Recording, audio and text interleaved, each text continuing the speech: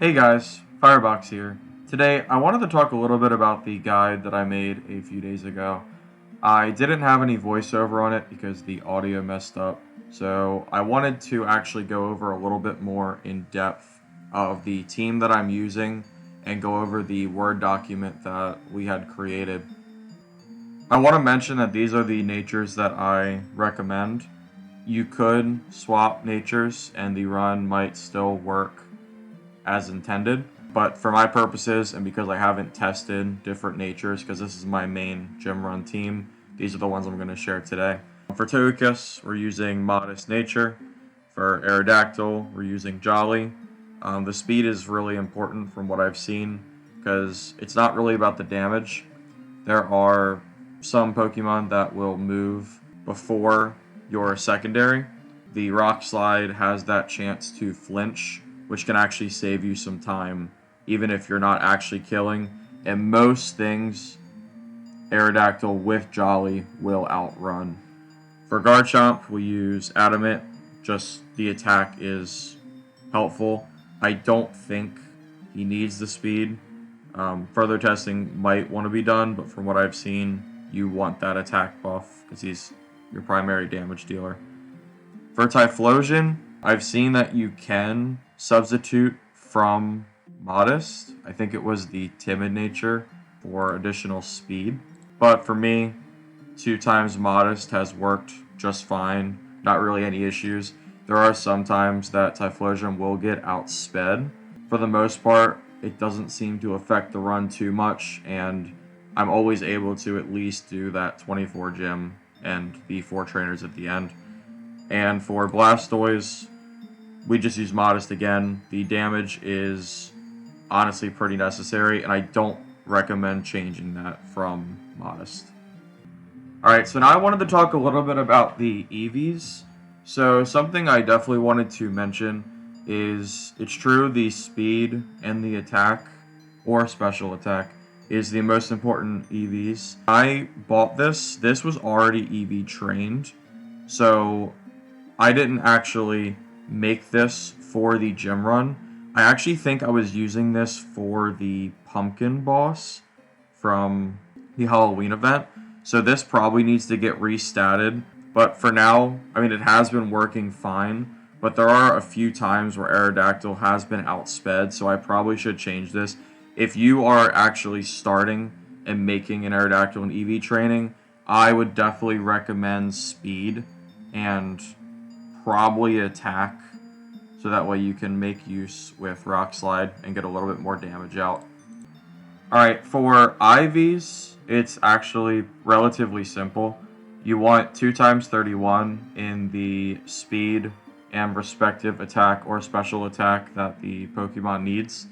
And I would recommend at least 15 plus in the other important stats, which would be HP, defense. Granted, this doesn't, but this was kind of bought as a budget option early on. This probably needs updated, but for now, it's been working okay, so it's not the end of the world. I would still recommend 15 plus in each stat.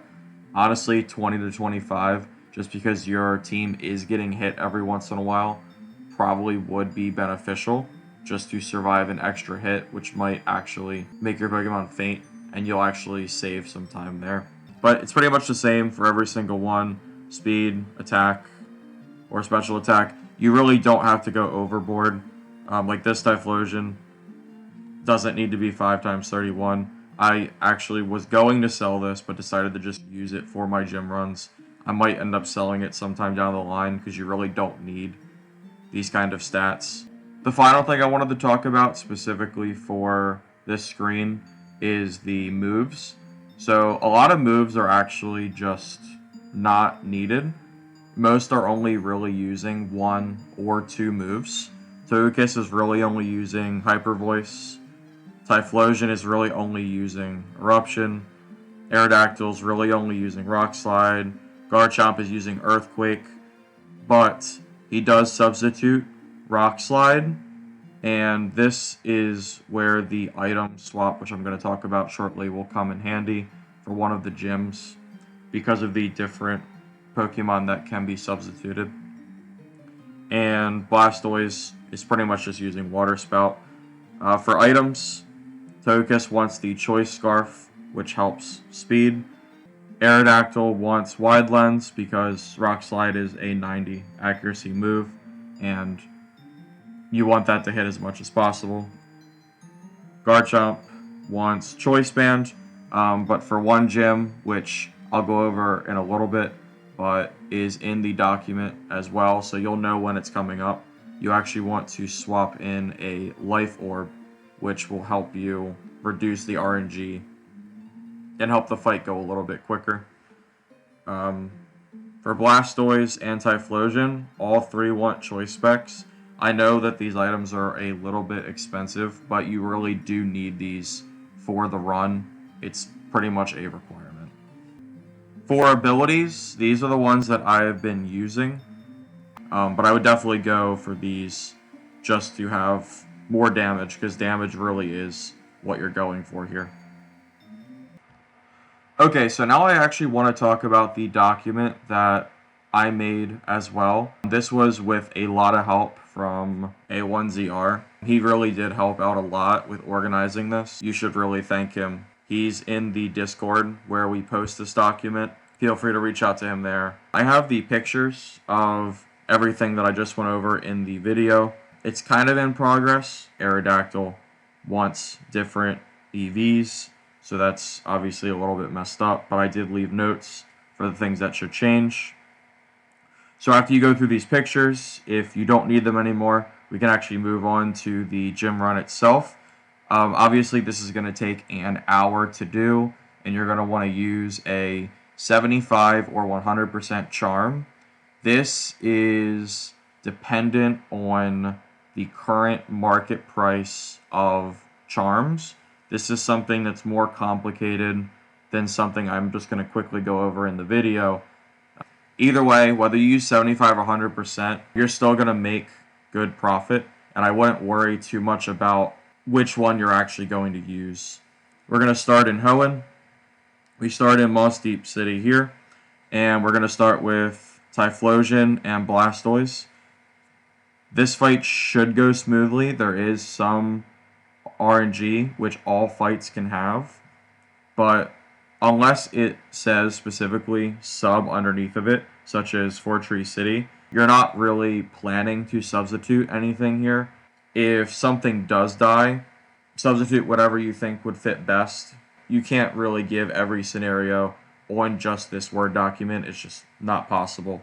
So you'll start in Moss Deep City, then you'll head to Mauville, head to Lava Ridge Town. Make sure you are familiar with the puzzle. If you're not, I did leave a small tidbit here of how to actually get through, but I would definitely recommend learning how to do it at least once first before you start the run, so you don't lose a bunch of time in this gym trying to figure out where to go or getting lost.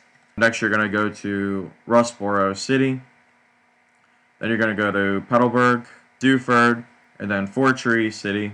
Again, once you hit Fortree, you probably are going to need a substitute Togekiss, but for the most part, these gyms are pretty consistent and should take you about 2 minutes per gym. As we get to Sinnoh, which is the next location, you should have about 46 minutes remaining here.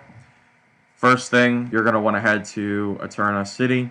Then you're going to want to go to Hearthome City. I would recommend starting with Blastoise and Togekiss. There was an alternate strategy in the original video by Usai Knight, but I found that Blastoise starting works a lot better, and you don't lose time as often. It usually goes pretty smooth. Then you're going to want to head to Oreburgh City. You're usually going to want to heal at the end. If you can help it and skip any healing you don't need, you'll definitely just save time, which is the best thing to do. If you do need to heal, it is better to heal than it is to wipe a fight. Next, we're going to want to go to Kanto.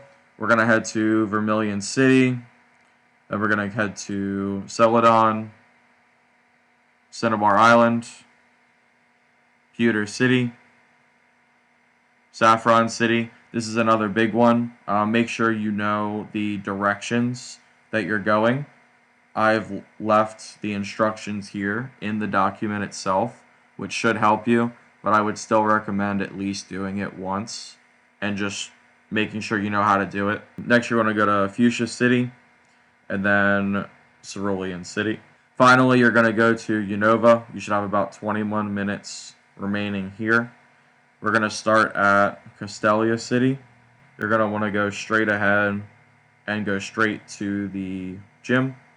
Then we're going to head to Striation, and you're going to fight the 3 trainers. I would recommend having your party healed because you definitely do not want to have any issues with these gyms.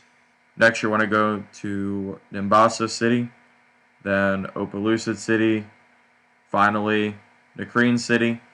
This is the last gym that we do in the run, but this is the most important thing to remember, is that Garchomp needs a life orb. This will let you use either Rock Slide or Earthquake or Dragon Claw, whichever one you think works best in that current situation, and doesn't lock you in, because if you try to use a choice item and then lock yourself into Earthquake, you're probably going to have some issues with that fight.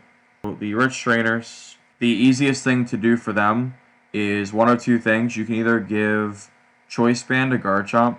To be honest, you might not even need the Choice Band because they're such low level. You might be able to get away with just Dragon Claw. I just haven't tried it. Or you can just use Togekiss without the choice item and just make sure that you're keeping in mind of which Pokemon are immune to Hyper Voice to make sure you're not wasting any time there. You're probably going to have about 4 minutes remaining here at the end of the section.